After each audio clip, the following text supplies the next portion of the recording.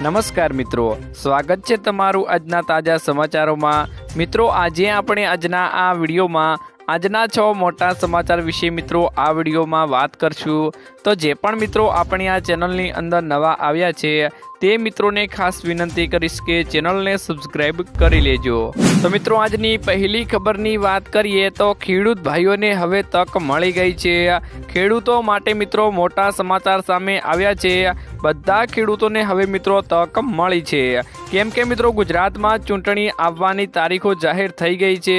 તો ખેડૂત ભાઈઓ હવે ટાઈમ આવી ગયો છે સરકાર પાસે તેમની કરેલી રજૂઆતો પૂરી કરાવવાનો।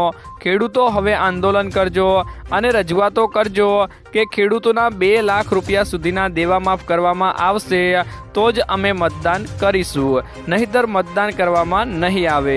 આના વિશે મિત્રો તમારું શું કહેવું છે અમને કમેન્ટ બોક્સમાં કમેન્ટ કરીને જરૂરથી જણાવજો મિત્રો। ત્યારબાદના મિત્રો સમાચારની વાત કરીએ તો રાજ્યસભાની ચૂંટણીની મિત્રો તારીખો જાહેર થઈ ગઈ છે। ચૂંટણી પંચે રાજ્યસભાની ચૂંટણીની મિત્રો તારીખો જાહેર કરી છે। રાજ્યસભાની 4 બેઠકો માટે 27 ફેબ્રુઆરીએ મિત્રો મતદાન યોજાશે। ગુજરાતમાં રાજ્યસભાની 11માંથી 4 બેઠકો ઉપર ચૂંટણી મિત્રો યોજાશે। 15 ફેબ્રુઆરી સુધીમાં ઉમેદવારી ફોર્મ પણ ભરી શકાશે। ગુજરાતમાં 4 તથા અન્ય 15 રાજ્યો મળીને કુલ 56 રાજ્યસભા બેઠકો માટે 27 ફેબ્રુઆરીએ ચૂંટણી યોજાશે મિત્રો। કેન્દ્રીય ચૂંટણી પંચે આગામી એપ્રિલમાં ખાલી પડેલી રાજ્યસભાની બેઠકો માટે જાહેરનામું અને ચૂંટણી કાર્યક્રમ જાહેર કર્યો છે। ગુજરાતમાંથી મિત્રો 2 કોંગ્રેસ અને 2 ભાજપની બેઠકો ખાલી પડશે, જેમાં મિત્રો મનસુખ માંડવિયા, પરસોત્તમ રૂપાલા, અમીબેન યાજ્ઞિક અને નારાયણ રાઠવાની ટર્મે પૂર્ણ થાય છે મિત્રો। ત્યારબાદના મિત્રો મહત્વના સમાચારની વાત કરીએ તો મિત્રો બનાસકાંઠામાં અનુભવાયો છે ભૂકંપનો આંચકો। મિત્રો બનાસકાંઠાના વાવ પંથકમાં ભૂકંપનો આંચકો અનુભવાયો છે। બનાસકાંઠાના વાવ પંથકમાં ભૂકંપનો આંચકો મિત્રો આવ્યો છે। 3.5ની તીવ્રતાનો અનુભવાયો છે મિત્રો ભૂકંપનો આંચકો। અચાનક ધરાધ્રુજતા જનજીવન પ્રભાવિત થયું છે।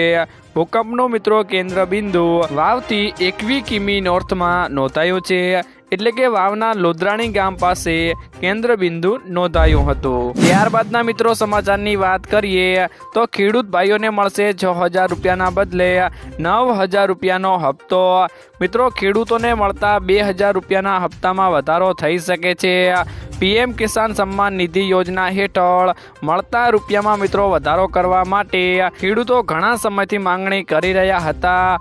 હવે આ વખતે બજેટમાં સરકાર ખેડૂતની આ માંગને સંતોષી શકે છે અને રકમમાં મિત્રો 50% રૂપિયાનો વધારો કરી શકે છે, જેથી આ રકમ રૂપિયા મિત્રો 6,000થી વધીને 9,000 રૂપિયા બની શકે છે। ત્યારબાદના મિત્રો મહત્વના સમાચારની વાત કરીએ તો શિક્ષણમાં નમો સરસ્વતી યોજનાની જાહેરાત કરવામાં આવી છે। વિજ્ઞાન પ્રવાહના અભ્યાસક્રમોમાં શિક્ષણને પ્રોત્સાહન આપવા માટે આ યોજના અંતર્ગત ઉચ્ચતર માધ્યમિક શાળાઓના વિજ્ઞાન પ્રવાહમાં અભ્યાસ કરતા ગરીબ અને મધ્યમ વર્ગના પાત્રતા ધરાવતા વિદ્યાર્થીઓને મિત્રો ધોરણ 11માં 10,000 રૂપિયાની અને ધોરણ 12માં 15,000 રૂપિયા મળી કુલ 25,000 રૂપિયાની સહાય આપવામાં આવશે। આ યોજનાની આગામી 5 વર્ષમાં વિજ્ઞાન પ્રવાહમાં વિદ્યાર્થીઓની સંખ્યા અંદાજે વાર્ષિક 2 લાખથી વધી 5 લાખ થવાની ધારણા છે।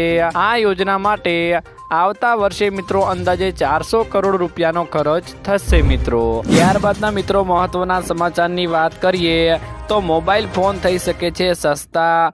આજે નાણામંત્રી નિર્મલા સીતારમણે બજેટ રજૂ કર્યું છે, જે પહેલા સરકારે મોબાઈલ ફોન ઉદ્યોગની મોટી ભેટ આપી છે। સરકારે મોબાઈલ પાર્ટ્સની ઇમ્પોર્ટ ડ્યુટીમાં ઘટાડો કર્યો છે। મોબાઈલ પાર્ટ્સ પર ઇમ્પોર્ટ ડ્યુટી મિત્રો 15%થી ઘટાડીને 10% કરવામાં આવી છે। સામાન્ય લોકો માટે આ સારા સમાચાર છે, કારણ કે આ આયાત ડ્યુટી બાદમાં દેશમાં મિત્રો મોબાઈલ ફોનનું ઉત્પાદન સસ્તું થઈ જશે અને લોકો સસ્તા ફોન મેળવી શકશે। નિષ્ણાંતોના મતે આ કારણસર બજેટ પછી મોબાઈલની ફોનની કિંમતોમાં ઘટાડો જોવા મળી શકે છે। તો મિત્રો આજના આ વિડીયોમાં આટલું જ હતું। મળીશું એક નવા વિડીયોની સાથે। ત્યાં સુધી મિત્રો વિડીયોને એક લાઈક કરી ચેનલને મિત્રો જરૂરથી સબસ્ક્રાઈબ કરી લેજો।